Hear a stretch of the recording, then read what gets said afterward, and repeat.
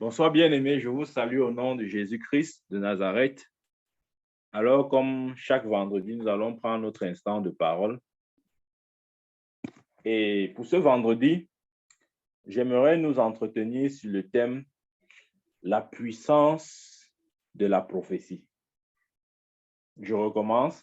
La puissance de la prophétie. Oui, c'est important de comprendre que nous sommes un peuple prophétique. Lorsqu'on parle de la prophétie, s'il vous plaît, ne voyez pas seulement le ministre ou disons l'office de prophète. Non. Le peuple de Dieu est un peuple prophétique. Et même depuis l'Ancien Testament, Moïse avait compris l'importance d'être prophétique. C'est pourquoi il avait dit dans le livre de Nombres, puisse tout le peuple être constitué de prophètes. Donc, nous ne pouvons nous définir que par rapport au prophétique. Et je ne sais pas pourquoi, des fois, certains enfants de Dieu se laissent utiliser par Satan pour essayer de fragiliser l'ancien prophétique ou le prophétique dans l'Église. Amen. Si nous voyons même notre Seigneur Jésus-Christ, une de ses définitions, disons, un des noms par lesquels on l'appelait, c'était quoi? C'était prophète du Très-Haut. Donc, lorsqu'on voit le peuple de Dieu, lorsqu'on parle du peuple de Dieu, aussi longtemps qu'il s'agit du peuple de Dieu, croyez-moi, la prophétie est au centre. La prophétie est au centre. L'apôtre Paul, lorsqu'il nous enseigne sur les dons spirituels, il dit quoi? Il dit aspirer aux dons spirituels, surtout celui de la prophétie. Lisez votre Bible. Amen. Il dit aspirer aux dons spirituels, surtout celui de la prophétie. Ça veut dire que même Paul exalte le don de prophétie au-dessus de tout don. C'est ce que ça veut dire. Il dit aspirer aux dons spirituels, surtout celui de la prophétie. Je crois qu'on a déjà lu ce passage-là dans la Bible. Aspirer aux dons spirituels, surtout celui de la prophétie. Donc même Paul reconnaît, d'ailleurs c'est dans 1 Corinthiens 14, verset 1, je vais lire, il dit rechercher la charité, aspirer aux dons spirituels, mais surtout à celui de prophétie. Amen. Si nous mettons le don de prophétie à côté, ou si nous ignorons le don de prophétie, nous avons nous-mêmes mis notre vie en péril. C'est quoi le don de prophétie? Il faudrait qu'on définisse ça. Le don de prophétie, les gens se disent que non, le don de prophétie, c'est peut-être quelque chose qui appartient uniquement aux prophètes. Non, non. Le don de prophétie, c'est le don que Dieu a donné à tous ses enfants. S'il y a un don que vous avez et que vous soyez conscient ou non, c'est celui de la prophétie. Joël a dit quoi? Joël 2, 28. Il dit, dans les derniers temps, je répandrai mon esprit sur toute chair. Vos fils et vos filles prophétiseront. Voilà. C'est ce qu'il a dit. Vos fils et vos filles prophétiseront. Il n'a pas dit les prophètes prophétiseront. Non. Il a dit vos fils et vos filles prophétiseront. En d'autres termes, Joël était en train de prédire le temps de l'Église, c'est-à-dire cette saison. Et il dit dans cette saison, vos fils et vos filles prophétiseront. Et nous sommes dans cette saison. Si vous êtes enfant de Dieu, écoutez très bien. Dieu vous a appelé, Dieu vous a mandaté, Dieu vous a donné le pouvoir de prophétiser parce qu'il y a une puissance dans la prophétie. Amen. Ça, vous n'avez pas besoin d'être prophète pour opérer dans le don de prophétie. Non. 1000 fois non. Vous n'avez pas besoin d'être prophète. Non. Personne n'a besoin d'être prophète pour le faire. Vous avez besoin de naître de nouveau. Alors, si vous me dites ce soir que vous êtes né de nouveau, je vous dis donc de la part de l'Éternel que s'il y a un don que Dieu vous a donné et dont vous devez être sûr, c'est le don de la prophétie. Amen. C'est important. Nous sommes un peuple prophétique. Nous sommes un peuple prophétique. Prophétiser signifie quoi? Beaucoup se disent que prophétiser, c'est prédire les événements futurs. Non, c'est si vous voulez juste une partie de la prophétie. La prédiction est juste une partie de la prophétie. Le sens même le sens même du mot prophétiser, c'est parler avec puissance. Je reprends. Prophétiser, c'est parler avec puissance. Quoi que ce soit que vous dites, si vos paroles sont empreintes de puissance, vous êtes en train de prophétiser. Même si vous n'êtes pas en train de prédire les événements futurs. Amen. Ça veut dire quoi? Ça veut dire que pour s'adresser au peuple de Dieu, pour que je m'adresse à vous comme comme je suis en train de le faire et que ça ait un sens pour vous. Ça n'aura de sens pour vous que si j'utilise le don de prophétie. Parce que Dieu s'adresse à son Église par le don de prophétie. Le don de prophétie peut se manifester dans la prédication ou dans l'enseignement. J'ai dit ici, prophétiser, c'est parler avec puissance. Donc, lorsque quelqu'un apporte une parole qui vient de Dieu et qui impacte notre esprit, apporte une parole de Dieu, inspirée de Dieu, croyez-moi, il est en train de prophétiser. Même s'il n'a prédit aucun événement futur, il est en train de prophétiser parce que l'Esprit de Dieu soutient ses paroles. Voilà. Prophétiser, c'est parler à partir de l'inspiration divine. Ce n'est pas forcément prédire les événements futurs, mais c'est parler à partir d'une inspiration et que cette inspiration soit divine. Amen. La puissance de la prophétie. Ouais, c'est important de comprendre ça. Et quand vous comprenez que c'est le don que Dieu a donné à tout le monde, vous devez aussi comprendre que Dieu attend que chacun de nous utilise ce don. Si Dieu vous a fait grâce ou Dieu vous a donné un don, c'est pour que vous l'utilisiez. Amen. Nous allons voir scripturairement comment un homme a utilisé le don de la prophétie et comment il a renversé une situation qui était apparemment irréversible. Écoutez-moi très bien. Vous pouvez renverser toute situation irréversible en utilisant le don de prophétie. Je répète, vous pouvez renverser toute situation irréversible en utilisant le don de prophétie. Vous pouvez amener toute impossibilité vous pouvez changer toute chose impossible en chose possible en utilisant le don de prophétie. C'est ce que beaucoup de chrétiens ne comprennent pas. Ils se disent que non, il me suffit de pleurer à Dieu. Non, non, ce n'est pas les pleurs. Écoutez, vous pouvez pleurer chaque jour, rien ne va changer. Ne croyez pas que votre condition va changer à force de pleurer. Non, pleurez autant que vous voulez, rien ne changera. Absolument rien. Pas dans le Nouveau Testament, il nous a dit pleurer et puis les choses vont changer. Non, jamais Dieu ne s'adresse pas comme ça. Dieu n'a jamais dit pleurer et les choses vont changer. Rappelez-vous, Dieu lui-même, dans Genèse, la Bible dit quoi? Au commencement, Dieu créa les cieux et la terre devint informe et vide. Les ténèbres se planaient au-dessus des eaux. Et Dieu dit que la lumière soit et la lumière fut. Il y avait une situation inconfortable, insatisfaisante. Les ténèbres étaient là sur la terre. Mais qu'est-ce que Dieu a fait? Dieu n'a pas pleuré. Dieu a appelé la lumière. Il a dit que la lumière soit et la lumière fut. C'est exactement ce que nous devons faire. Parfois, il y a comme des ténèbres dans certains domaines de notre vie.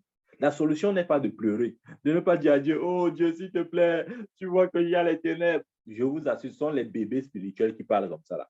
Parlons comme des hommes matures.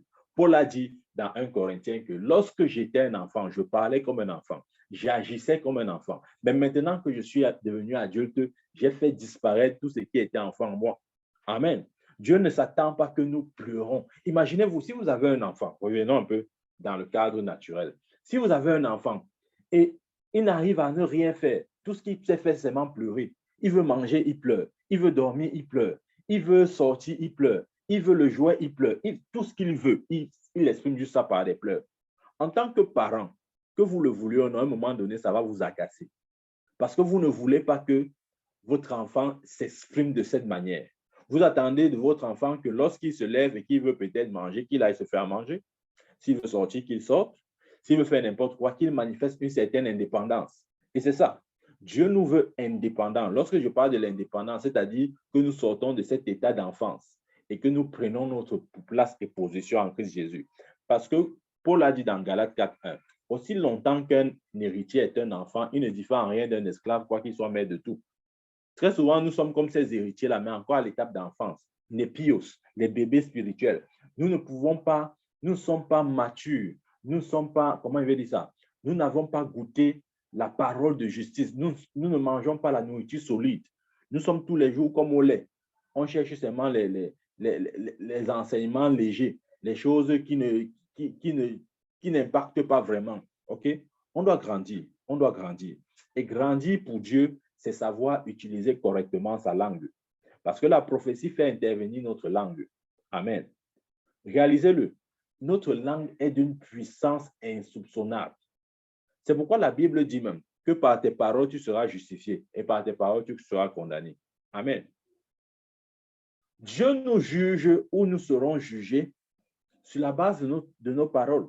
Même en justice, quand vous allez en justice, on tranche en fonction de ce que vous avez dit. C'est tout. On ne lit pas vos intentions, non. On lit vos paroles. Amen. Le juge traduit ou interprète vos paroles. Ça veut dire que vous pouvez m'avoir raison, mais si vous parlez de manière incorrecte, on peut vous déclarer coupable, alors qu'au fond, vous êtes non coupable. Ouais, c'est juste pour montrer la puissance de nos paroles. Beaucoup de chrétiens se disent, non, la parole ou la bouche, c'est juste pour manger. Non, ce sont les fonctions accessoires de la bouche. Dieu nous a donné la bouche pour une chose. Et ce que nous allons voir ce soir. Pour que nous prophétisions. Amen. J'aimerais que tu te dises, que tu répètes cette phrase. On veut dire quoi? Répète cette phrase après moi. Ma bouche, c'est pour prophétiser. Amen. Dis-le encore. Ma bouche, c'est pour prophétiser. Lorsque tu comprends ta bouche, c'est pour prophétiser, tu comprends aussi que tu n'es pas libre de prononcer n'importe quelle parole. Parce que les paroles que tu prononces, soit ça va te lier, soit ça va te propulser. Amen. Regardons un exemple dans la Bible maintenant. Nous parlons de la puissance de la prophétie. Amen. Revenons dans la Bible, dans Ézéchiel chapitre 37. Ézéchiel chapitre 37. Pour ceux qui sont plus ou moins anciens dans la foi, ce n'est pas un nouveau texte, mais j'aimerais que nous le décortiquions tous ensemble et que ensemble nous voyons, n'est-ce pas, la substance ou le message que Dieu a pour nous derrière ce texte. Amen. Donc, Ézéchiel chapitre 37. Ézéchiel, c'était un prophète de l'Ancien Testament, un des prophètes majeurs. Amen. Ézéchiel 37, je lis ici là. La main de l'Éternel fut sur moi, et l'Éternel me transporta en esprit et me déposa dans le milieu d'une vallée remplie d'ossements. Rappelons-nous, ce soir, nous parlons de la puissance de la prophétie. Écoutez bien ce texte. Je prie au nom puissant de Jésus-Christ que nos oreilles soient ouvertes, que nos oreilles soient ouvertes maintenant et que nous ayons l'entendement de Dieu. Il est Ézéchiel 37. La main de l'Éternel fut sur moi, et l'Éternel me transporta en esprit et me déposa dans le milieu d'une vallée remplie d'ossements. D'ailleurs, ça, c'est une vision que Ézéchiel a eue. OK? C'est une vision. Et c'est important de comprendre ceci. Il commence à relater sa vision en disant « La main de l'Éternel est sur moi ». J'ai dit ici, prophétiser, ce n'est pas seulement prédire les événements futurs. Prophétiser, ce n'est pas seulement prédire les événements futurs, non. Prophétiser, c'est parler avec puissance. Voilà. C'est ça, prophétiser. Prophétiser, c'est parler avec puissance. Ça veut dire que même si quelqu'un ne prédit pas les événements futurs, du moment où il adresse une parole qui vient de Dieu, une parole avec puissance, il est en train de prophétiser. Et Dieu s'adresse à son Église principalement par le don de prophétie. Le don de prophétie peut se manifester soit dans la prédication ou dans l'enseignement de la parole. Amen. Lorsqu'un serviteur de Dieu apporte une parole puissante, il est en train de prophétiser. Et ici, je reviens sur la vision d'Ézéchiel. Il dit, la main de l'Éternel fut sur moi et l'Éternel me transporta en esprit et me déposa dans le milieu d'une vallée remplie d'ossements. Verset 2. Il me fit passer auprès d'eux, tout autour, et voici, ils étaient fort nombreux à la surface de la vallée, et ils étaient complètement secs. Écoutez. Dieu est en train de montrer quelque chose ici à Ézéchiel. Dieu est en train de lui montrer comment faire pour changer toute situation, toute situation insatisfaisante en situation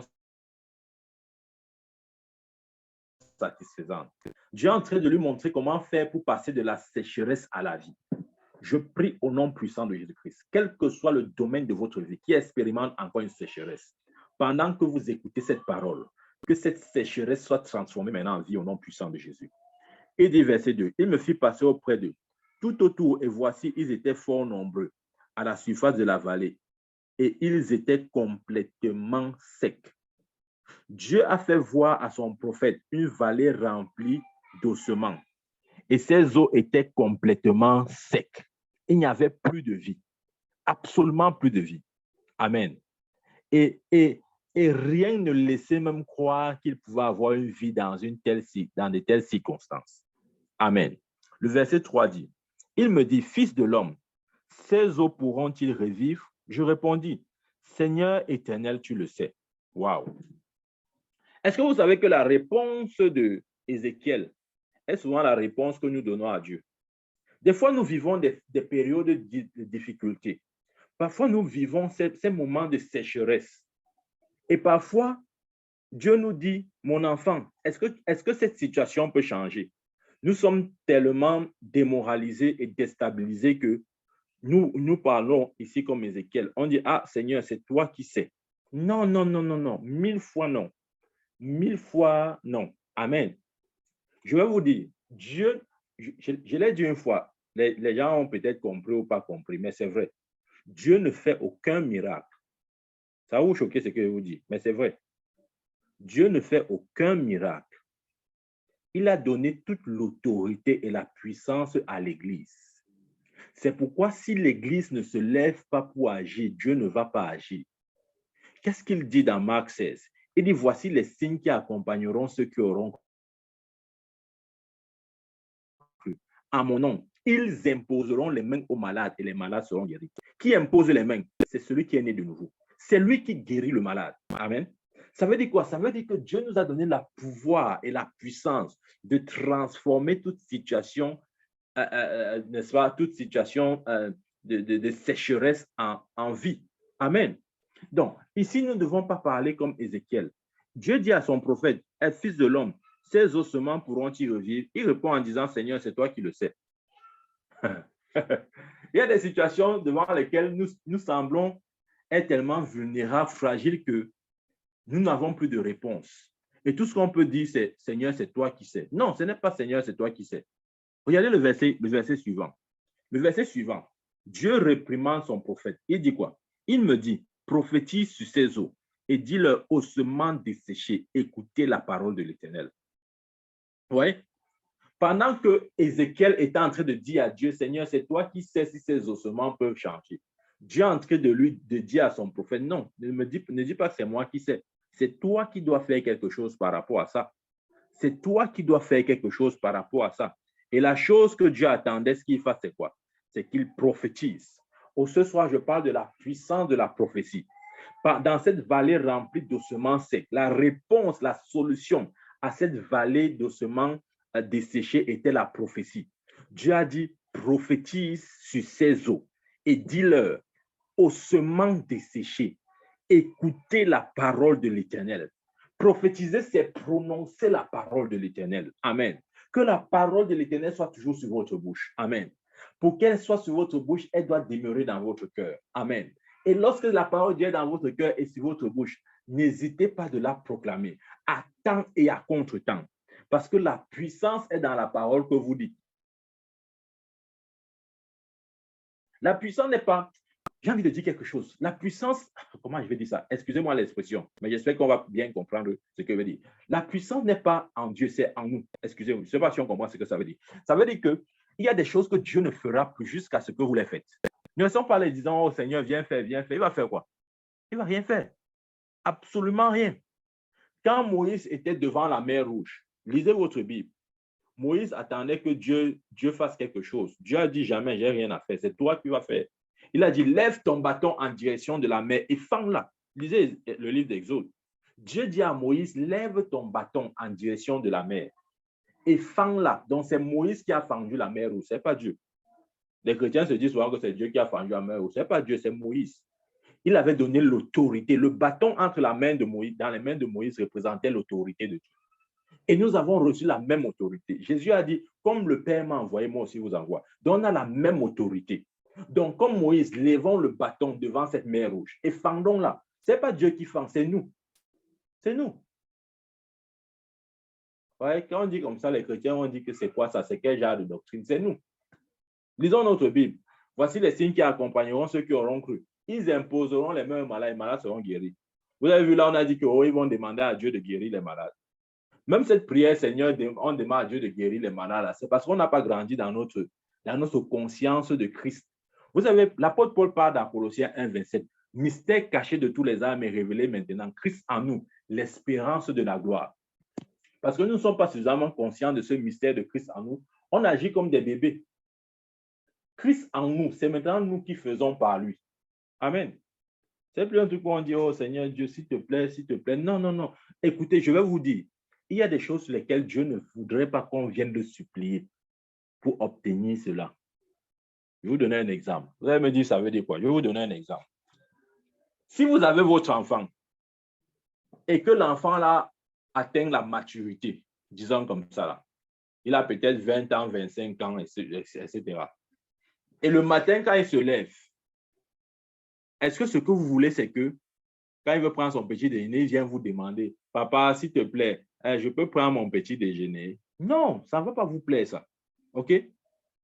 Vous voulez qu'il manifeste une certaine autonomie, une certaine indépendance.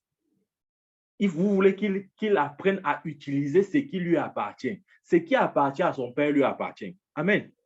Ce qui appartient à son père lui appartient. Amen. Vous savez, par la grâce de Dieu, j'ai ma fille ici, là. Elle est convaincue, et personne ne peut enlever ça de sa tête, que tout ce qui appartient à son père lui appartient aussi. Amen.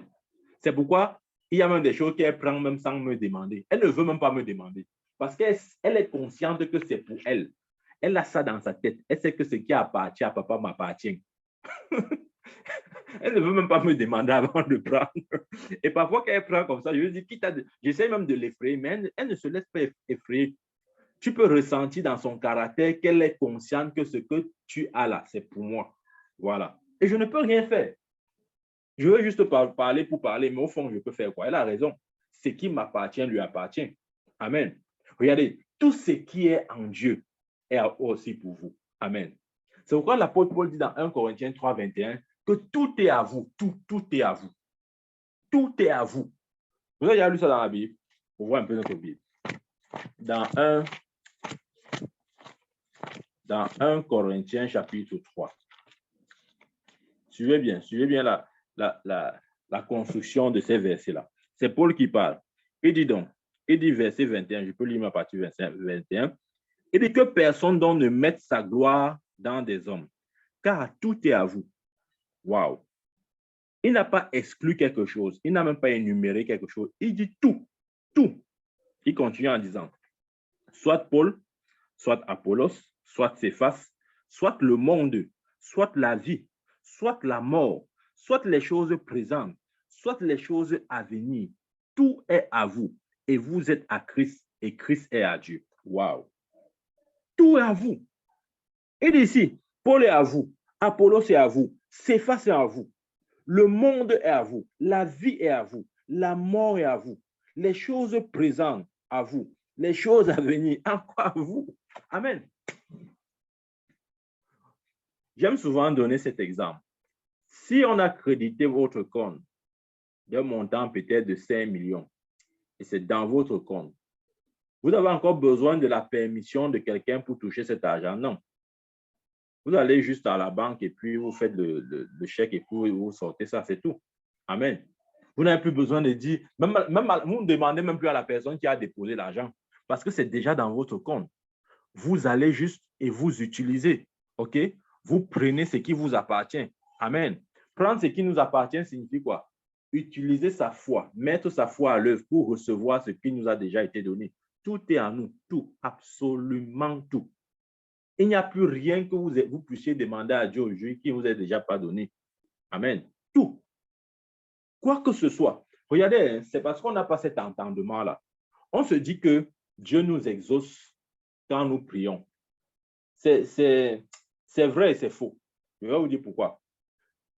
C'est vrai quand tu es un enfant dans la foi, mais c'est faux quand tu grandis dans la foi. Dieu ne nous exauce pas quand nous prions. Avant même que nous prions, il nous a déjà exaucés. Mais c'est parce que des fois, on a l'impression que c'est quand nous lui demandons là qu'il nous donne. Il a dit tout est à nous. Amen. Tout est en nous. Ça, c'est un autre niveau de conscience. Amen. Donc, revenons sur le texte d'Ézéchiel.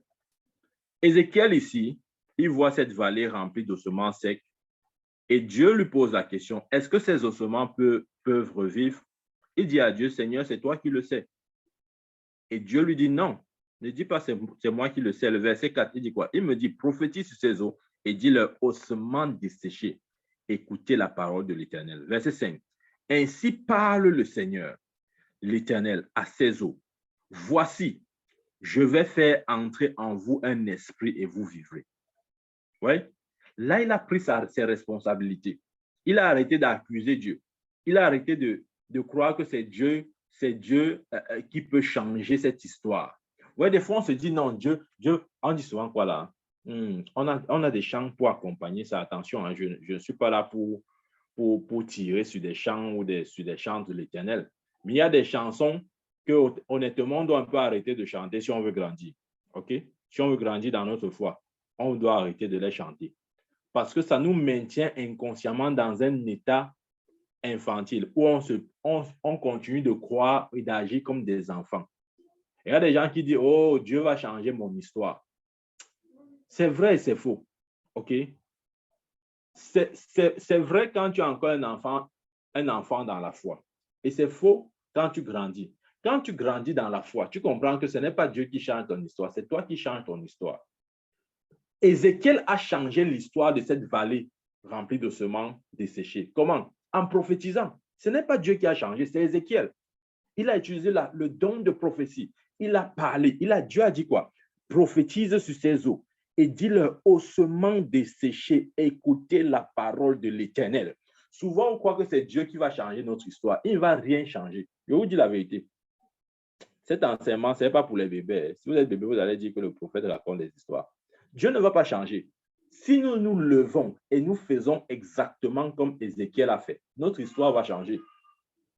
Il a dit, prophétise sur ces eaux et dis-leur ossements desséchés. Écoutez la parole de l'Éternel. Verset 5. Ainsi parle le Seigneur, l'Éternel à ces eaux. Voici, je vais faire entrer en vous un esprit et vous vivrez. Il commence à prophétiser. Voilà. Il a arrêté d'accuser Dieu. Il a pris ses responsabilités en prophétisant. Ainsi parle l'Éternel, ainsi parle le Seigneur l'Éternel à ces eaux. Voici, je vais faire entrer en vous un esprit et vous vivrez. Verset 6. Je vous donnerai des nerfs, je ferai croître sur vous de la chair, je vous couvrirai de peau, je mettrai en vous un esprit et vous vivrez. Et vous saurez que je suis l'Éternel. Voilà. Ézéchiel, au début, il croyait que Dieu devait changer la situation. Dieu dit non, Ézéchiel, tu peux attendre 1000 ans, je ne vais rien faire. Parce que c'est toi qui dois faire. Ézéchiel se dit, mais Seigneur, comment je vais faire? Dieu dit, prophétise, parle à ces eaux, dis ossements desséchés, écoutez la parole de l'Éternel. Et le contenu de sa prophétie est écrit ici, où il dit, je mettrai en vous un esprit, vous vivrez, je vous donnerai des nerfs, je ferai croître la chair sur vous, je vous couvrirai de peau, je mettrai mon esprit en vous, vous vivrez, vous saurez que je suis l'Éternel. Amen. Verset 7 dit ceci. Je prophétisais selon l'ordre que j'avais reçu. Voilà. Il y a une chose importante. Le verset 7, je crois que je dois faire une parenthèse là pour expliquer bien ce que je viens de lire. Il dit, je prophétisais selon l'ordre que j'avais reçu. Vous savez vous dire, lorsqu'on parle de prophétiser, Ézéchiel a prophétisé selon l'ordre qu'il avait reçu. Ça veut dire quoi? Le verset 6 veut dire quoi? Ça veut dire que nous avons besoin d'être sensibles spirituellement pour capter dans l'esprit la fréquence ou la parole adéquate de Dieu pour la situation et nous adresser à cette situation selon la parole que nous avons entendue. Je ne sais pas si on comprend ce que je suis en train de dire. Parce que voilà, n'écoutons pas ce message, on dit voilà, le prophète a dit qu'on doit prophétiser. Je prophétise. Non, ce n'est pas comme ça marche. OK? On doit prophétiser selon l'ordre que l'on a reçu. Donc, Prophétiser demande une certaine sensibilité spirituelle pour piquer dans l'esprit les paroles adéquates, les paroles appropriées, les paroles que Dieu a dit par rapport à cette situation et parler ces paroles à cette situation et voir la situation être retournée ou changée. Amen. C'est pourquoi ici le verset 7 dit, je prophétisais selon l'ordre que j'avais reçu. Il y a des gens qui veulent prophétiser, mais ils ne prophétisent pas selon l'ordre qu'ils ont reçu. Amen. Nous devons prophétiser selon l'ordre. Amen. L'ordre. C'est-à-dire que ta prophétie que tu donnes doit être inspirée des Écritures. Ce n'est pas juste une prophétie banale comme ça. Non, tu ne parles pas par toi-même. Non. Amen. La Bible dit quoi? La lettre tue, mais l'esprit vivifie. Lorsque l'esprit de Dieu, comment je dis, vient comme féconder les Écritures, la lettre, ça devient quelque chose de puissant. Maintenant, quand tu captes dans l'esprit la fréquence, la bonne parole, ce qu'il faut dire, et que tu dis ce que Dieu t'a dit de dire, là, la puissance de Dieu opérera. Amen. Tu vas voir la puissance de Dieu. Amen. Regardez ce que le verset 5 dit ici là.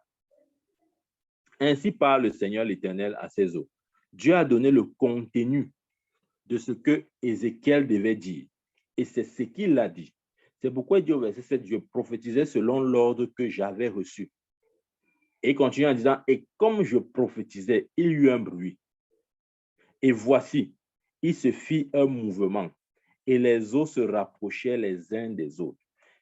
Lorsqu'on utilise le don de prophétie, il y a un bruit qui se fait toujours entendre dans le monde spirituel. Exactement.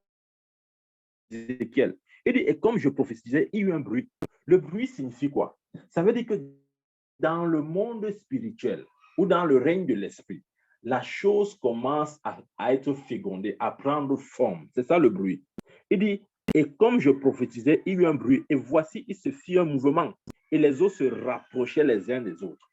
Quand il y a ce mouvement spirituel, ça a une répercussion dans le monde physique.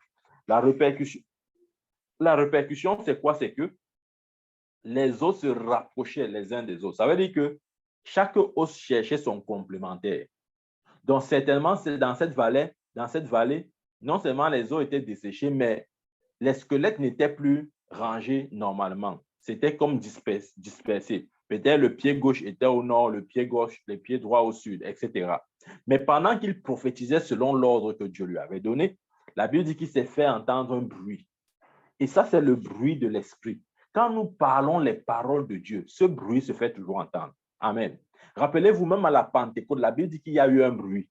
Il y a toujours le bruit. Quand l'Esprit de Dieu veut entrer en mouvement, il crée d'abord un bruit. Amen.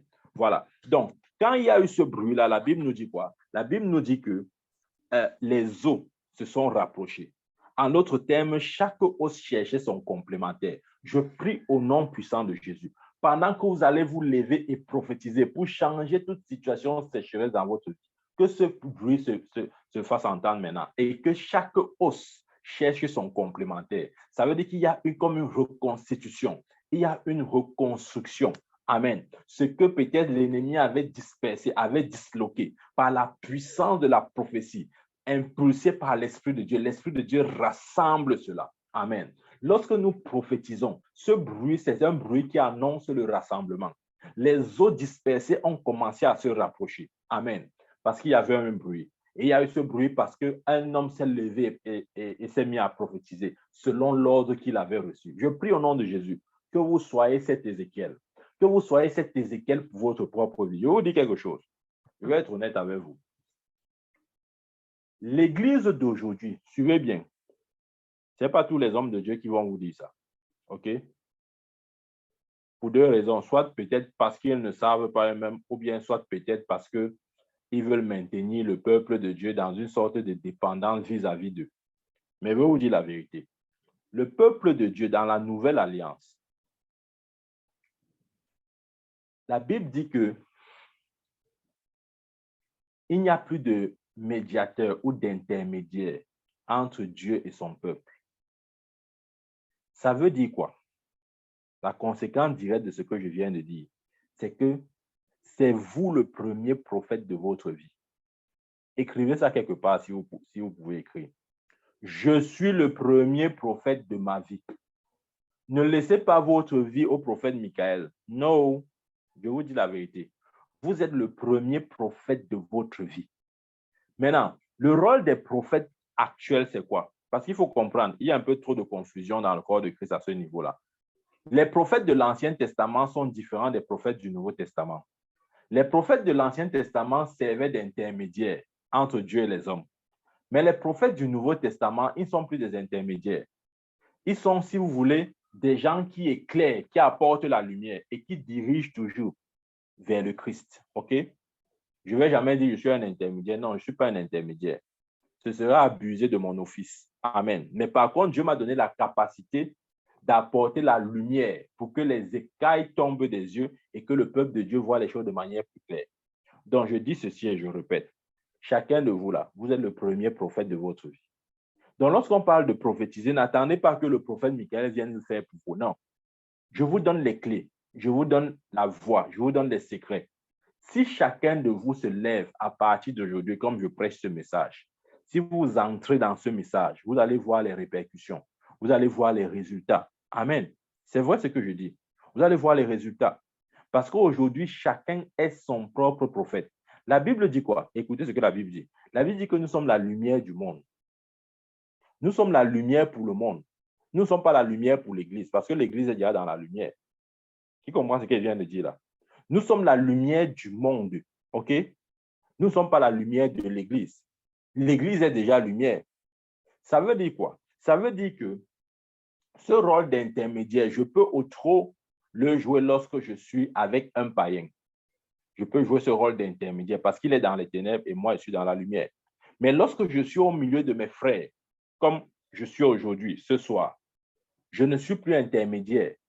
Je suis juste là pour montrer, pour ouvrir les yeux, pour présenter la parole telle qu'elle est, pour que justement, lorsque l'entendement suffisant, lorsque nous obtenons l'entendement nécessaire, que chacun puisse appuyer sur le bon bouton et voir le résultat.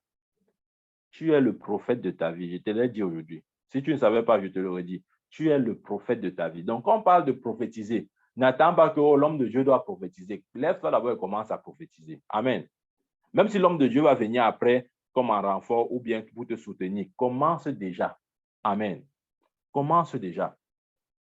Paul a dit dans 1 Corinthiens 14, nous avons lu ça, aspirer au don spirituel, surtout celui de prophétie. C'est parce que Paul savait la puissance qu'il y avait dans le don de prophétie. Et je vous ai dit, le don de prophétie, c'est parler la parole de Dieu avec puissance. Ce n'est pas seulement prédire les événements futurs. Les gens croient que la prophétie, c'est quand tu dis à quelqu'un que oh, demain tu vas voyager, oh, demain tu vas te marier. Non, non, non, non, c'est pas ça. C'est plus que ça. C'est parler la parole de Dieu avec puissance. Lorsque vous annoncez la parole de Dieu, que ce soit sous forme d'enseignement, de prédication, quel que soit le format, si vous le faites avec puissance, vous êtes en train de prophétiser. Amen. Donc, la Bible dit que je prophétisais, verset 7, je prophétisais selon l'ordre que j'avais reçu, et comme je prophétisais, il y eut un bruit, et voici, il se fit un mouvement, et les eaux s'approchaient les uns des autres. Ah, vous voyez, la puissance de la prophétie, c'est ça. Ça rapproche, c'est-à-dire chaque os cherchait son complémentaire. Il y avait reconstitution. Amen. Je continue la lecture. Le verset 8 dit, je regardais, et voici, il leur vint des nerfs, la chair crue et la peau les couvrit par-dessus. Mais il n'y avait point en eux d'esprit. Voilà. Ouais, tout s'est accompli selon sa prophétie. Rappelez-vous, il avait prophétisé ça avant. Et ses yeux ont vu la réalisation ou la matérialisation de sa prophétie. Donc, cette vallée desséchée ou cette vallée remplie de semences secs, par la puissance de la prophétie, a été transformée en une vallée remplie de cadavres, dont les ossements secs se sont transformés en cadavres. Lorsque je parle de cadavres, je veux dire quoi? C'est-à-dire que la peau, les nerfs, la chair, elles sont venues s'accrocher sur ces os. Donc, ce n'était plus une vallée remplie d'ossements secs, c'était devenu maintenant une vallée remplie de cadavres. Vous voyez? Il y a eu une progression. il y a eu une progression. On n'est plus dans le sec, on n'est plus dans tout ce qui est sec. On est maintenant, ouais, c'était un peu un sec amélioré, vous voyez, dans le sens où les cadavres, on voyait les cadavres, on ne voyait plus le squelette seulement, mais là, c'était des cadavres, voilà. Mais il ne s'est pas arrêté là. Il ne s'est pas arrêté là. C'est pourquoi, regardez, lorsque vous prophétisez, ne vous arrêtez pas de prophétiser jusqu'à ce que vous voyez de vos yeux ce que votre désir a manifesté. Ouais, si Ézéchiel s'était arrêté là, il dit, ah, j'ai déjà les cadavres, non, ça va. De toute façon, j'ai quand même changé la vallée d'ossements secs en vallée de cadavres. Il ne s'est pas arrêté là. Il ne s'est pas arrêté parce qu'il fallait maintenant une dernière chose. Il fallait que l'esprit entre dans ces cadavres-là. Il fallait que l'esprit entre dans ces cadavres. Et comment l'esprit devait entrer dans ces cadavres? Le secret est dans le verset suivant. Le verset 9 dit, il me dit, prophétise et parle à l'esprit. Prophétise, fils de l'homme, et dis à l'esprit, ainsi parle le Seigneur éternel. Esprit vient des quatre vents, souffle sur ces morts et qu'ils revivent. Waouh! Ouais. C'était avant une vallée remplie d'ossements secs. Après, c'est devenu une vallée remplie de morts. Ouais.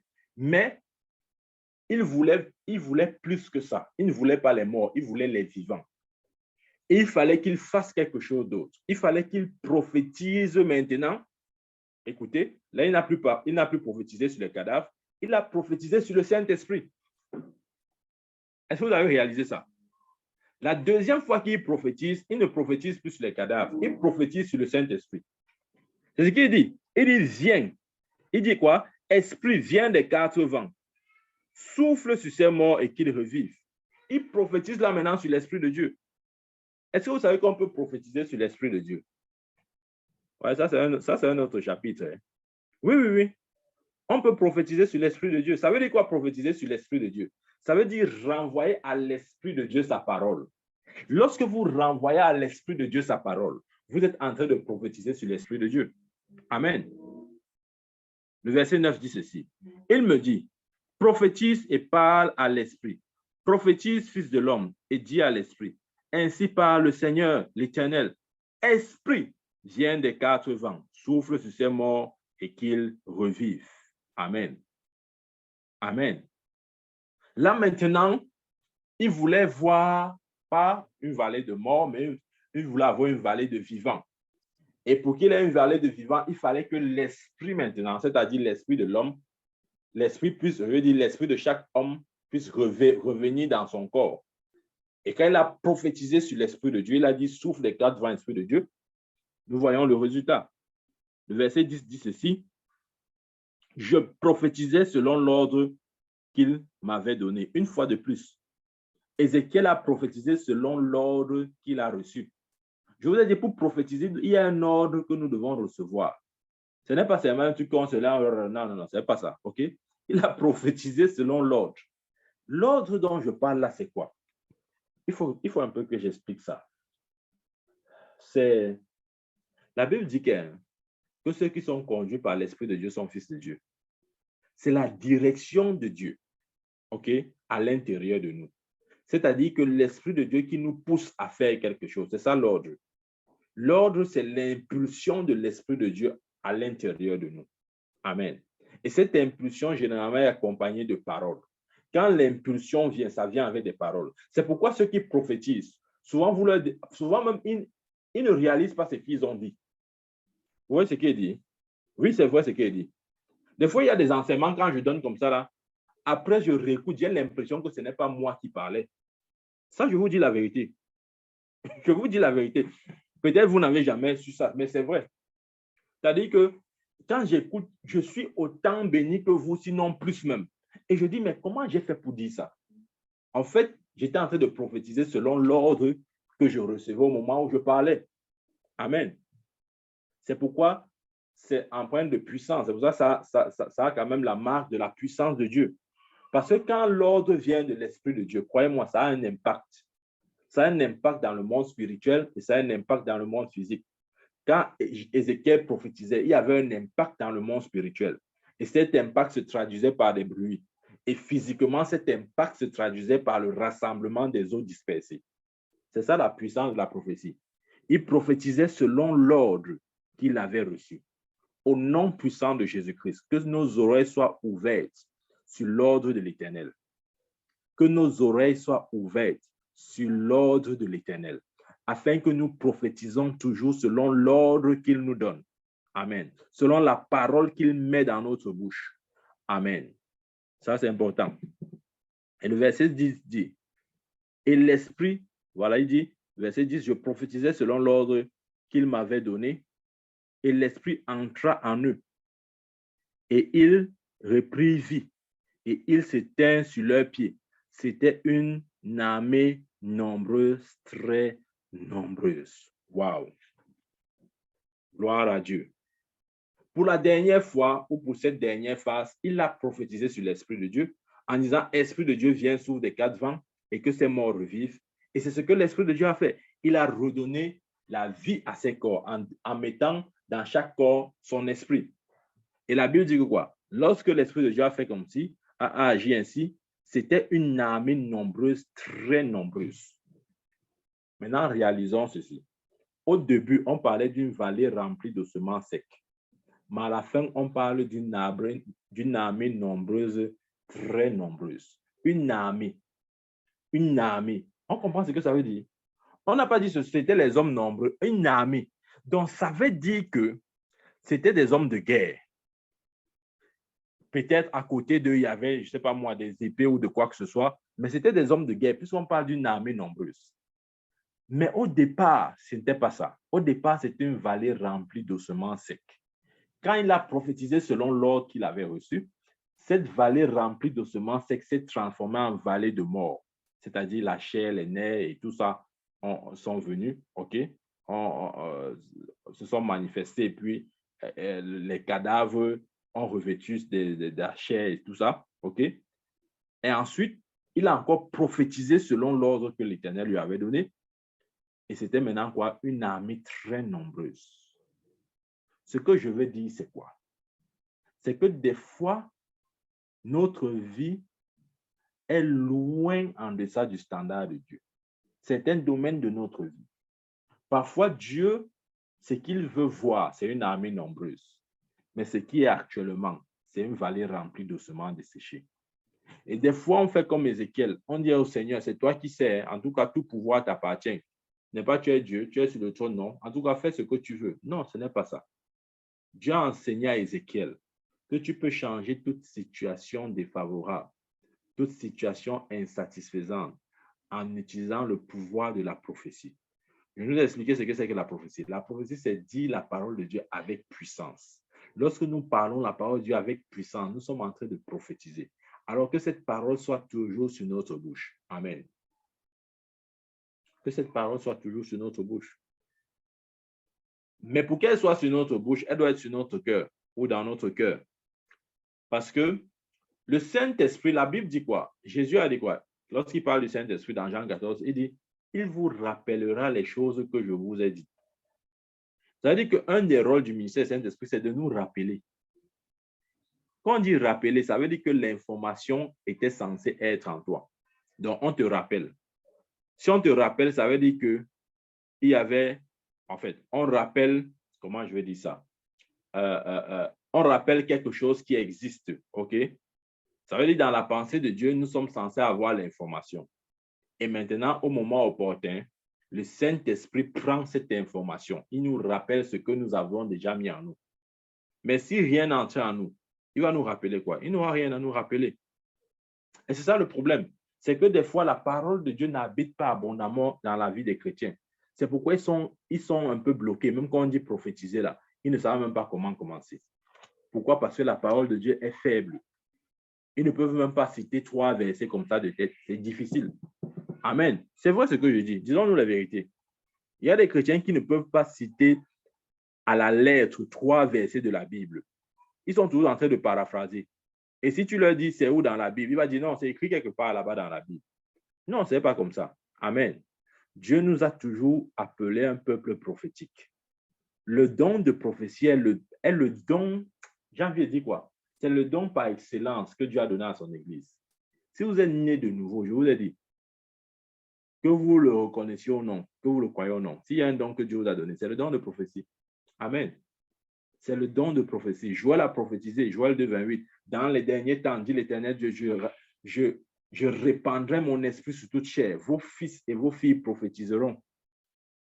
Oh, je peux vous donner tellement de témoignages sur le don de prophétie.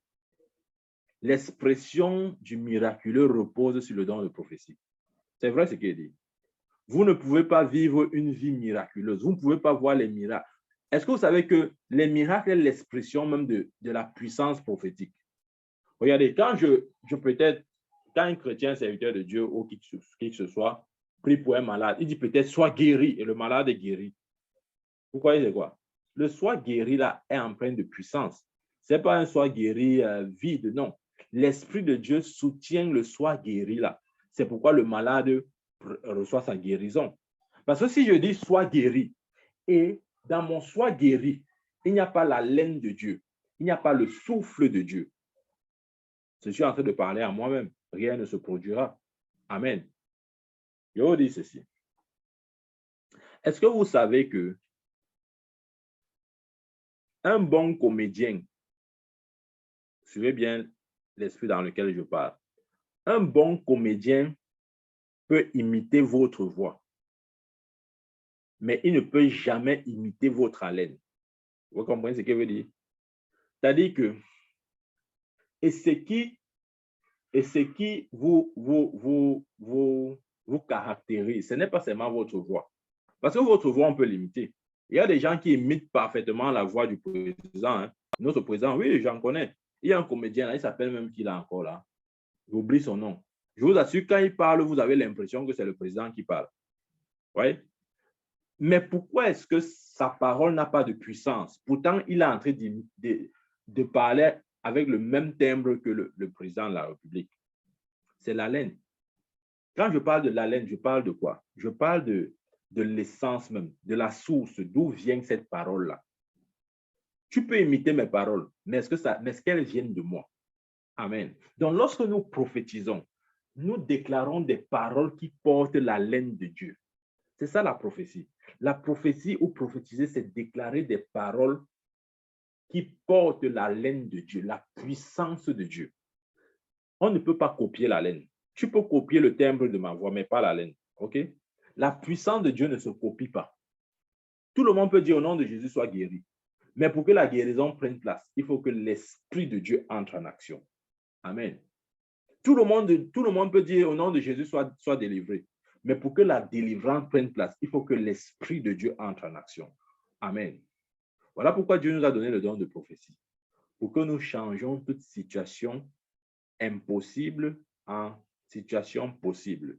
Pour que quel que soit le domaine de notre vie, qui vit encore une quelconque sécheresse, que nous ne puissions pas dire, oh Éternel, c'est toi qui sais. En tout cas, tu vas changer mon histoire. On chante souvent un chant qui dit, oh, change mon histoire, Daddy, change mon histoire. Vraiment, on doit arrêter avec ce genre de chant-là, OK? C'est le chant des enfants là-bas. On doit arrêter avec ça.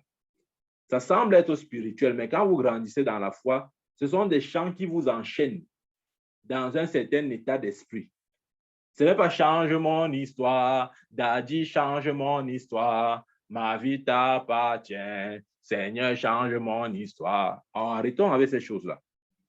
Imaginez-vous si Ézéchiel chantait ce chant ici-là, il devait avoir un changement. S'il commençait à dire, Éternel change la vallée, que ses eaux revivent, Éternel change la vallée. Vous croyez que l'Éternel devait changer la vallée là? Non. Non. OK? Non. Maintenant, vous allez me dire, mais pourquoi on a prié comme ça, on a eu des exaucements? Oui, je vais vous dire pourquoi. Parce que quand nous grandissons, quand nous venons à Christ, OK, Dieu tient compte d'un ensemble de paramètres. Par exemple, il tient compte de notre immaturité au moment où nous venons à lui, au moment où nous naissons de nouveau. C'est pourquoi si vous êtes honnête, vous n'allez pas me dire le contraire. Quand vous êtes né de nouveau, vous aviez l'impression que vous donnez à la limite des instructions à Dieu et vous obéissez au doigt et à l'œil.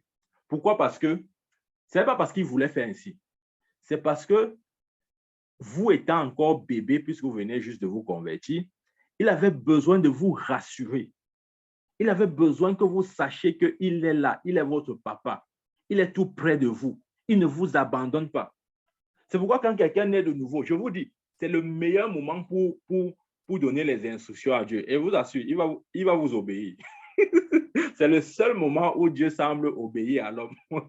Oui, parce qu'en ce moment, il veut te rassurer. Il veut que tu saches qu'il est Dieu.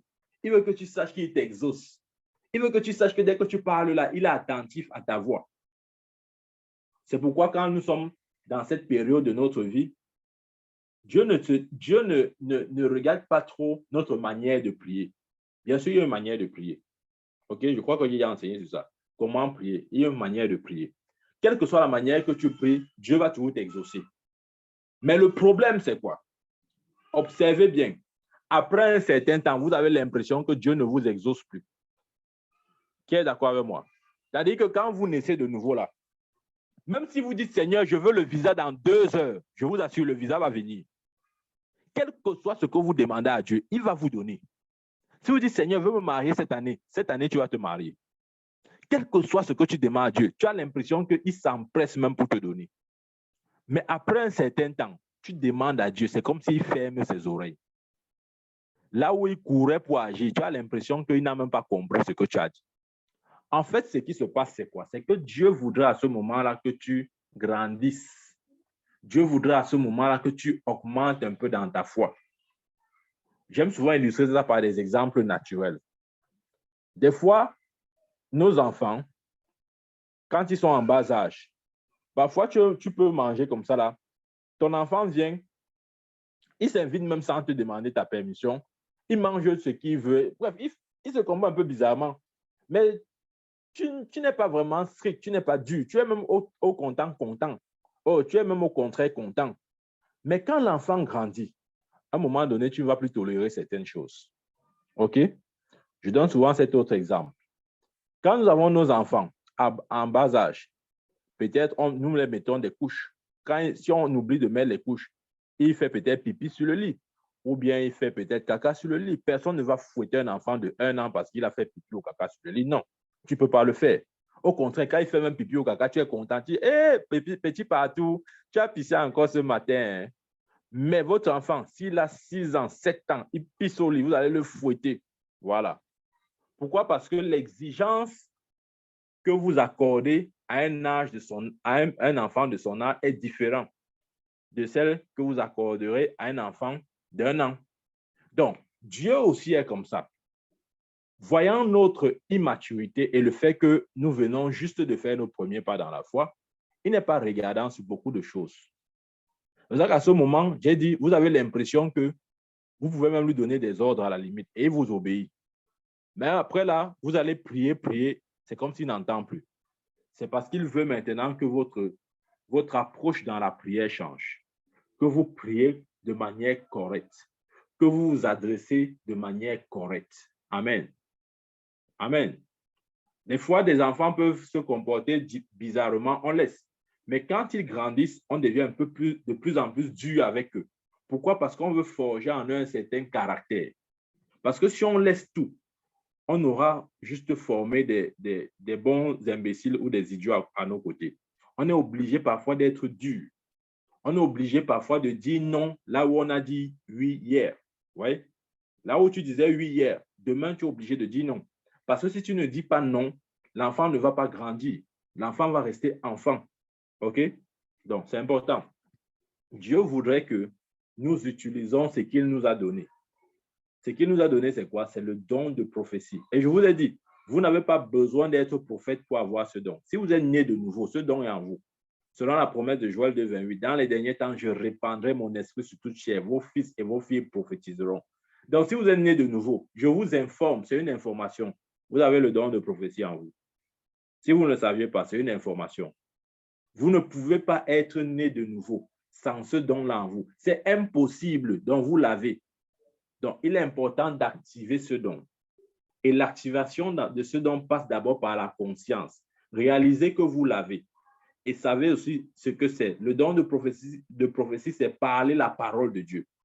Qu'est-ce que Jésus avait dit dans Marc 11, verset 22, je crois, 22, 23 et 24 même. Il dit, si quelqu'un dit à cette montagne, ôte-toi de là, jette-toi dans la mer, s'il ne doute point dans son cœur, mais croit que ce qu'il a dit arrive, il verra s'accomplir. Oui? Donc, ça veut dire que ça, c'est l'expression même du don de prophétie. Et il dit, par le don de prophétie, vous pouvez déplacer les montagnes. Il a dit, si quelqu'un dit, j'espère qu'on comprend même bien la structure de ce verset. Jésus a dit, si quelqu'un dit. Il n'a pas dit, oh, si le pasteur dit, parce qu'on aime bien ça. On aime souvent se dédouaner facilement et dire que non, non, non, ce sont les choses des pasteurs, ce sont les choses des pasteurs. Ce n'est pas ce que Jésus a dit. Jésus n'a pas dit, oh, si le pasteur dit. Non, non, non. Revenons dans les Écritures. Restons scripturaires. Croyons à ce que Dieu dit. Croyons à ce que Dieu dit. Dieu n'a pas dit, oh, si les pasteurs disent à cette montagne. Non, ce n'est pas ce que Dieu a dit. Dieu n'a pas dit, oh, si les pasteurs disent à cette montagne. Il a dit, si quelqu'un dit à cette montagne, je prie au nom de Jésus que tu sois ce quelqu'un-là. Je prie au nom de Jésus que tu sois ce quelqu'un-là. C'est quelqu'un qui peut parler aux montagnes. C'est quelqu'un qui peut dire à la montagne, oh montagne, ôte-toi, déplace-toi. Et à qui la montagne obéit totalement et complètement. Amen. C'est ce que Jésus a dit. Il a dit dans Matthieu 11, 23, je vous le dis en vérité, si quelqu'un dit à cette montagne, ôte-toi de là et jette-toi dans la mer, et s'il ne doute point en son cœur, mais croit que ce qu'il dit arrive, il le verra s'accomplir. Comment pouvons-nous dire à cette montagne? C'est par le don de prophétie. Le don de prophétie nous permet de nous adresser à toutes choses, animées comme inanimées. Qui comprend ça? Par le don de prophétie, nous nous adressons à toutes choses, animées comme inanimées. Lisez bien la vie de Jésus. Lisez les évangiles. Vous allez voir que Jésus était quelqu'un qui utilisait le don de prophétie à temps et à contre-temps. Je vous donne un exemple. Quand il voit le figuier, il s'est approché, la Bible dit qu'il avait faim. Il s'est approché espérant pouvoir trouver des figues, du fruit. Il n'a rien trouvé. Qu'est-ce qu'il a dit? Il s'est adressé à ce figuier. Il a dit que jamais plus personne ne mange ton fruit. Il a utilisé le don de prophétie. Il a parlé la parole de Dieu avec puissance. Et la Bible nous fait savoir que lorsque Jésus a parlé comme ça, là, à l'instant, le figuier a séché à partir de ses racines. De sorte que le lendemain, en passant par là, les disciples ont vu le figuier complètement sec. Et Jésus leur a dit, si vous avez la foi, rien ne vous sera impossible. Donc, le don de prophétie opère avec la foi. Quand nous avons le don de prophétie, nous mixons cela avec la foi, nous aurons toujours les résultats. Et le don de prophétie s'adresse aux choses animées comme inanimées. Je vous donne un autre exemple. Quand Jésus, l'épisode avec ses disciples sur la mer, la tempête se levait, la Bible dit, il a dit quoi? Silence. La Bible dit que la tempête, l'orage, etc., du moins la tempête battait son plein et puis Jésus dormait à la poupe. Il dormait sur son oreiller.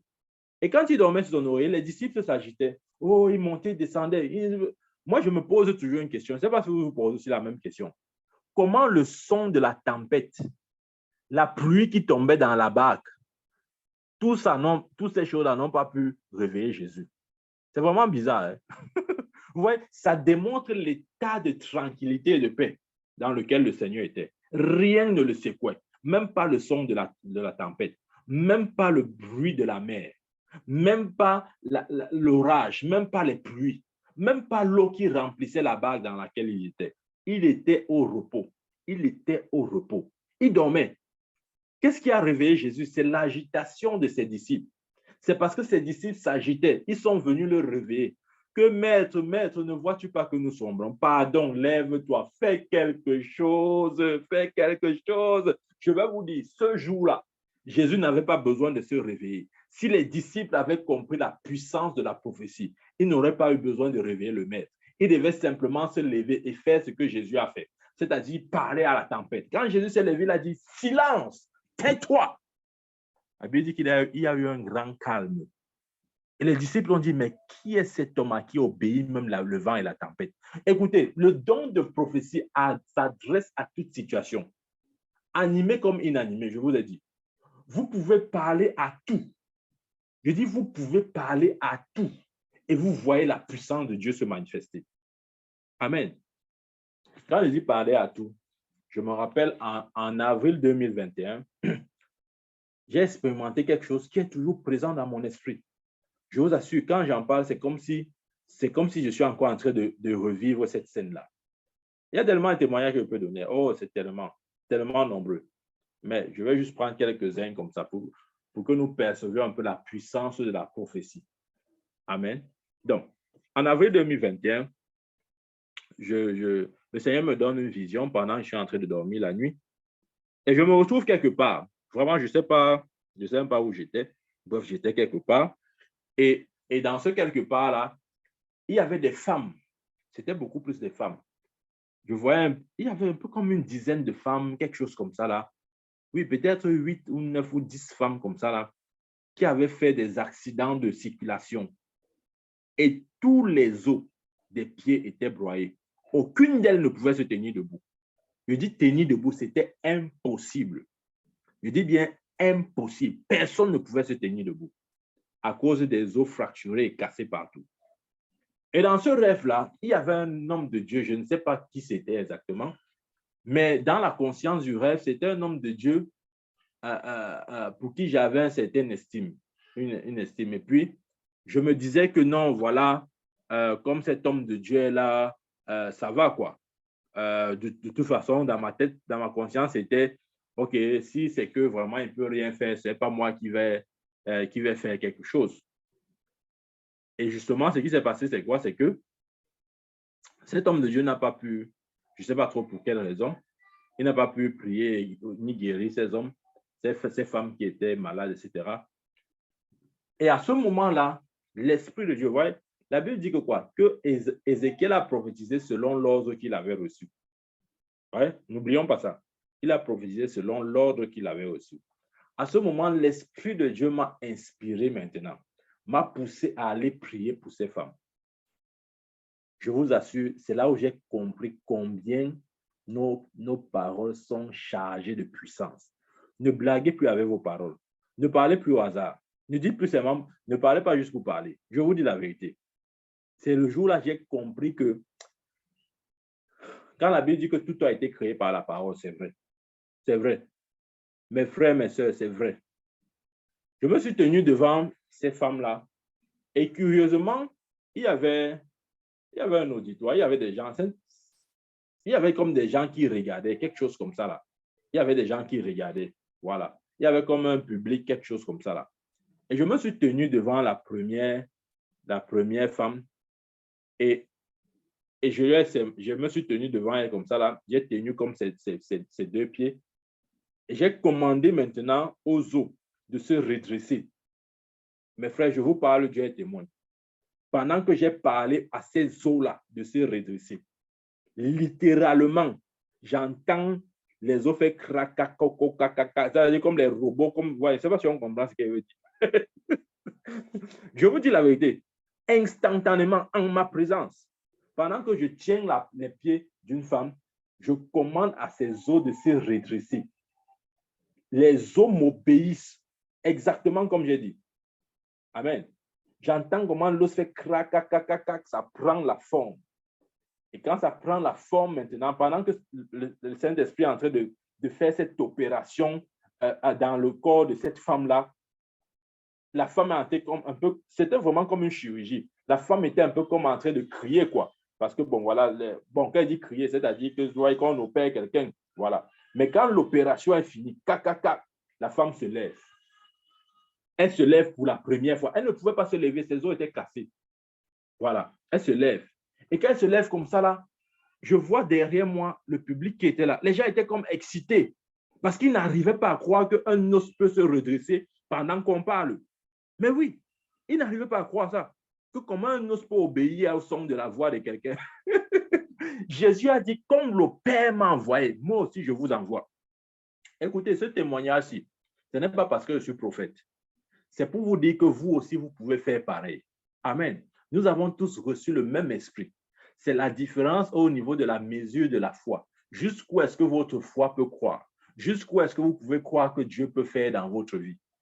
Amen. Donc, quand j'ai commandé comme ça, le pied s'est redressé, elle s'est tenue debout et le public qui nous regardait était vraiment émerveillé. Chacun criait, oh, alléluia, alléluia. Après, l'Esprit de Dieu m'a encore inspiré. Je me suis retourné. Je parle au public. Je dis que vous croyez que Dieu, c'est qui? Vous croyez que Dieu, c'est un petit garçon comme ça, là, qui n'a pas de puissance, qui ne peut rien faire? Je dis maintenant à la femme, là, à qui Dieu avait, qui avait déjà reçu la guérison de ses pieds. Je demande à la femme, là, assieds-toi un peu. Elle s'assoit. Je prends le pied de la femme. Je vous dis la vérité, Dieu m'est témoin. Je prends le pied de la femme. Je arrête ça comme ça avec ma main. Je parle maintenant au pied. Je commande au pied de pousser. Je dis pied pousse.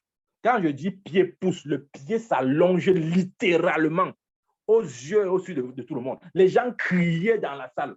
C'était devenu incontrôlable. Les gens se roulaient par terre. Pris une autre dimension. Les gens disent, mais quoi? Le pied pousse littéralement au point où on pouvait calculer sa longueur d'allongement de moins c'est 1,5 mètre. Donc, il n'y a pas moyen de dire que c'est un faux miracle. Il n'y a pas moyen de dire que ce sont les inventions des pasteurs là. Non, non, non. Le pied s'est allongé jusqu'à ce que je dise stop. Au moins de 1,5 mètre. Après, je commande à l'autre pied de s'allonger. L'autre pied qui était normal. Je dis pousse. Quand je dis pousse, le pied s'allonge. Ça rattrape le long pied. Vous imaginez, si vous avez un pied qui a augmenté d'au moins 1,5 mètre. Mais attendez, c'est impressionnant ça. C'est hallucinant. C'est quelque chose qui va vraiment à l'encontre du bon sens. Mais c'est la puissance que Dieu nous a donnée. Amen.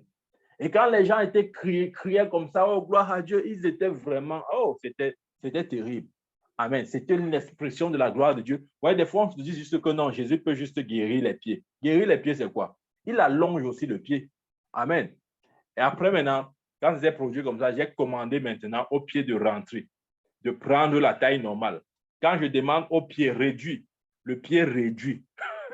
Je vous ai dit, le don de prophétie s'adresse pour, disons, est utilisé pour des choses animées, inanimées. Même les eaux peuvent entendre la parole de l'Éternel. Quand vous adressez la parole de l'Éternel, même les eaux entendent. Amen. Dieu n'avait-il pas dit, celui-ci est mon fils bien-aimé, écoutez-le. Vous croyez que la phrase là s'adressait à qui? Il ne parlait pas à ses mots hommes, il parlait à la création.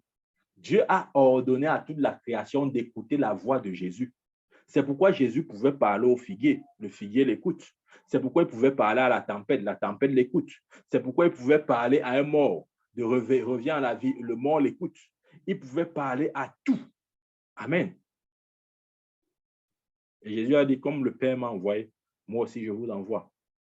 Bien aimé, ce message, j'aimerais que nous le recevions et que nous réalisons que Dieu nous a donné quelque chose d'extrêmement puissant. Et cette puissance est sur notre langue. Amen. Cette puissance est dans notre bouche. Tant que nous ne disons rien, Dieu n'aura rien à confirmer. Il dit, je confirme ce que prédisent mes envoyés. Dieu ne confirme pas ce que nous n'avons rien dit. Des fois, on a peur. On se dit, ah, est-ce que... Non, non, non. Si vous ne parlez pas, Dieu n'aura rien à confirmer. Cette femme était malade, elle avait les os cassés, brisés. Si je ne parlais pas à ces os, les os-là n'allaient pas se reconstituer. Si je ne parlais pas à l'os de pousser, l'os n'allait pas pousser. Si je ne parlais pas à l'os de rentrer, l'os n'allait pas rentrer. C'est la puissance de la prophétie. Nous avons vu Ézéchiel. Il a prophétisé aussi sur les ossements desséchés. Et les os se sont rassemblés. Chaque os a cherché son complémentaire. Et après, la peau, les nerfs, la chair et tout sont venus. Après, il a prophétisé sur l'Esprit de Dieu. L'Esprit de Dieu souffle des 4 vents et que ces os et que ces morts revivent. Et l'Esprit de Dieu a ramené la vie dans ses corps. Et c'était une armée nombreuse. Au nom puissant de Jésus, je prophétise une armée nombreuse dans votre vie. Au nom puissant de Jésus, quelle que soit cette vallée desséchée, je prophétise une armée nombreuse. Que les nerfs paraissent, que les os se reconstituent, que la chair vienne et que l'Esprit de Dieu souffle et qu'à la fin, ce soit une armée nombreuse au nom puissant de Jésus. La vie et la mort sont au pouvoir de notre langue. La Bible l'a dit, la vie et la mort sont au pouvoir de notre langue. Ézéchiel devait utiliser sa langue pour appeler la vie. Et c'est ce qu'il a fait. Nous aussi, nous devons le faire. Et je l'ai dit, c'est risqué de rester là, dire, Seigneur, change mon histoire. Jésus, change mon histoire. Tu peux chanter ça 1000 ans. Tu n'auras pas de changement. Voilà. Amen. Mais si tu te lèves, tu prends tes responsabilités en disant le don de prophétie. qui est construit autour de la parole de Dieu. C'est important de dire ça. Le don de prophétie est construit autour de la parole de Dieu. Si nous n'avons pas la parole de Dieu, il nous sera impossible d'opérer de manière fluide dans ce don-là. Amen. C'est pourquoi ne blaguez pas avec vos moments d'étude de parole, de méditation. OK? Ça sont des moments de qualité. Ne blaguez pas avec. Prenez la parole de Dieu avec le plus grand sérieux parce que nos vies en dépendent. Il a dit dans Colossiens 3, verset 16, nous connaissons ça, que la parole de Christ habite abondamment en vous. Ça, c'est la volonté de Dieu. Que la parole de Christ habite abondamment en vous. Ce que Dieu veut, c'est que nous soyons un peuple libre. Ce que Dieu veut, c'est que nous soyons un peuple prophétique. Ce que Dieu veut, c'est que nous soyons un peuple qui sait à chaque moment quoi faire pour avoir ce qu'il veut. C'est ça aussi la maturité. La maturité, c'est savoir exactement quoi faire pour avoir ce qu'on désire. Les enfants ne savent pas quoi faire. Ils ont juste un désir, mais ils ne savent pas comment concrétiser ce désir. Mais les fils, ceux-là qui sont matures, quand ils ont un désir, ils savent comment amener ce désir à la réalité.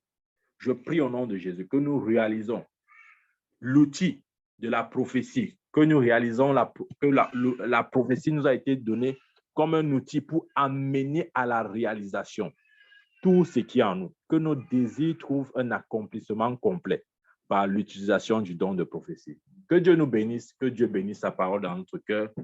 Au nom de Jésus-Christ, amen, amen, amen.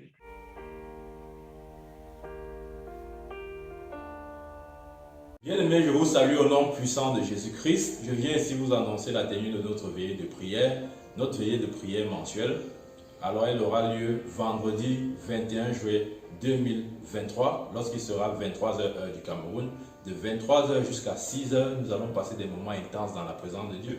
Si vous êtes affligé, oppressé, si vous êtes malade, si vous voulez la toucher de Dieu dans un quelconque domaine de votre vie, donnons-nous rendez-vous vendredi 21 juin. Partagez le lien. Invitez, je crois que la puissance de Dieu sera manifeste pour briser toujours, pour rendre libre selon la parole du Seigneur qui dit l'Esprit de Dieu est sur moi, pour annoncer une bonne nouvelle aux pauvres, pour délivrer les captifs. Nous sommes un peuple de Dieu, le peuple de Dieu appelé à la liberté et nous allons marcher dans notre liberté au nom puissant de Jésus-Christ. Rendez-vous vendredi 21 juillet lorsqu'il sera 23h heure du Cameroun. Que Dieu vous bénisse au nom de Jésus-Christ. Amen.